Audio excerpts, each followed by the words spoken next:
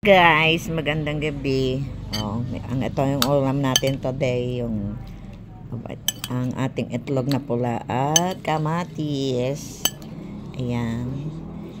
2 pirasong ito. Ito.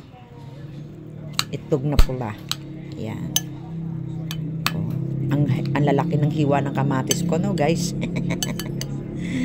Ayan, ang sarap po ng kasi ang katerno po niyan ay tinapa. Yan po ang aming ulam today. Kasi nagsawa na sa karne-karne.